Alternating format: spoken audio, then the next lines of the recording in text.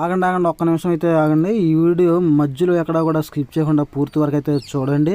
అలాగే ఈ వీడియోలో మనకి చిన్న పిల్లోడు అయితే కనిపిస్తూ ఉన్నాడు, ఏదో ఒక పని చేసుకుంటూ అయితే కనిపిస్తున్నాడు చూడండి. చాలా ఆశ్చర్యంగా అయితే అనిపిస్తూ ఉంది కదా. అలాగే వీరబ్రహ్మం గారు చెప్పిన ఒక మాట అయితే మీకు గుర్తు చేస్తున్నానండి. అలాగే రాబోయే రోజుల్లో ఎంపళ్ళ చెట్లకి నిచ్చినేసేవాళ్ళు వస్తారని ఆయన ఎప్పుడో చెప్పాడండి.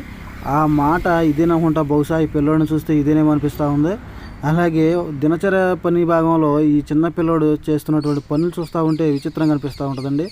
గేదెలకి పొద్దున్నే ఈ పిల్లోడు పాలు తీసే వయసు లేకపోయినా సరే పాలు తీయాలన్న ఆరాటం, అలాగే వాటికి గడ్డి కోసుకొచ్చి గడ్డి వేయటం, అలాగే వాటికి నీళ్లు పెట్టడం, అవే కాకుండా కోళ్ళకి నీళ్ళు పెట్టడం కానీ, కోళ్ళకి మేత వేయటం కానీ చాలా విచిత్రంగా అయితే చేస్తూ ఉంటాడు. విచిత్రంగా అనిపిస్తూ ఉంటుంది.